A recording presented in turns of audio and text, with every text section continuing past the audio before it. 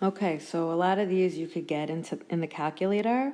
However, I'm going to be showing all work, and then you could always use the calculator to check. So when it says factor completely, that usually means that you're going to be factoring twice. So when I look at the choices, choice 3 and 4 would never be the final answer, because when I look at choice 3, the first factor has a common factor that would still need to be taken out. And same with choice 4. Do you see that this factor has a common factor that would be factored out? So choices 3 and 4 are out. And then choice 1 also, it's not as easy to see just looking at it, but the trinomial could still be further factored. So by process of elimination, you would know the answers too, but I prefer for you to see it by actually factoring, looking for your GCF like I've stressed. Not all three terms have an x, but they all can be factored divided by 3. So I'm going to pull out the 3, and then inside parentheses, I'm going to get x squared minus x minus 6. That's what choice 1 looks like. However, this trinomial inside the parentheses can be further factored. The leading coefficient is 1. I'm going to bring down the 3 and then use add multiply to get 2 more factors, starting with x to get the x squared, then listing my factors of negative 6, 1 times 6, 2 times 3. It's negative, so they're going to have different signs. They have to add to a negative, so the bigger number is going to be negative. So it's plus 2 and minus 3, or you could have just seen that choice 2 look like that. Number 2, looking at the choices, I immediately see one of the choices have a factor that has a common factor. Choice 4, these two terms inside of a factor have a common factor. So that's not factored completely. So that would never be the correct answer. These terms could all be divided by 2. So the 2 would go on the outside, y squared plus 6y minus 27.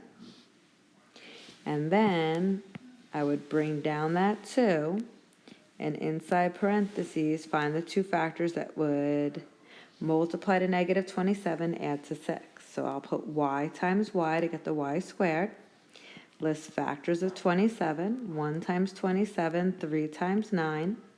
They're going to be different to get a negative product. The bigger number is going to be positive, so I know the smaller number is going to be negative. So minus 3 plus 9. And if I graph the original trinomial on the calculator and this factored version, they would graph on top of each other. But you also just have to make sure that it's factored completely, because choice 4 is also equivalent to that answer. Oh, actually, it's not, but sometimes it would be. It's just not factored completely. Next one, the solution. So if you recall my trick in the calculator, you could graph this and find the x-intercept. So in that case, I would want to see like a sketch of the graph, and then you could show me the x-intercepts as your work, okay? Or you could use factoring.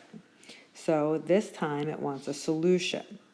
That is why we have an equation here as opposed to an expression being factored. I first would factor out the GCF of x. The other factor is x minus 6 equals 0. Set these two equations to x equals 0. A bunch of you yesterday had one factor here, but then brought down a not matching one, and a lot of you had that same odd mistake. I don't know how that happens. Adding 6 to both sides, I get x equals 6. So I have 0 and 6 as my solutions, which is here. Multiple choice question, you could also plug in the choices. Show that when I plug in 0 for x, I get a true equation. And when I plug 6 in for x,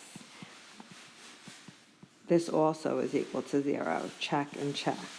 So that would be another way you could show that choice 3 is your answer. For number 4, getting your solutions, again, I could sketch the graph that I would get in the calculator and find the x-intercepts, or this is an add multiply. So I would need both factors to start with m to get the m squared, factors of 10. 1 times 10, 2 times 5. They have to multiply to a negative, so they're going to be different. You have to add to a negative, so the bigger number is going to be negative, and it's 2 negative 5. Of course, if you don't understand what I'm saying, you could just get it from the calculator if you're putting the correct thing into the calculator. Some of you have still never gotten the correct set of numbers that multiply and add to the correct numbers. Again, I'm here for you to reach out if you want my help. M plus 2 equals 0 and M minus 5 equals 0. So we get M equals negative 2 and M equals positive 5, which is choice 1. Not in order, but that's still fine. Or you could show plugging in the numbers and it making the equation true. Number 5.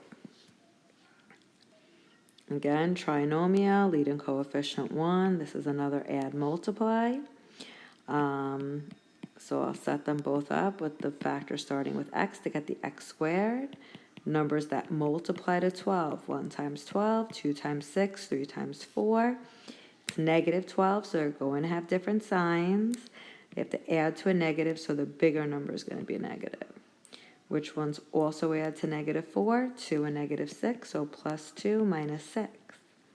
However, those are not your answers. So a lot of people would accidentally just circle that choice right away because it's the two numbers you found, but you have to then get your solutions from setting each factor equal to 0. So x equals negative 2 and x equals 6.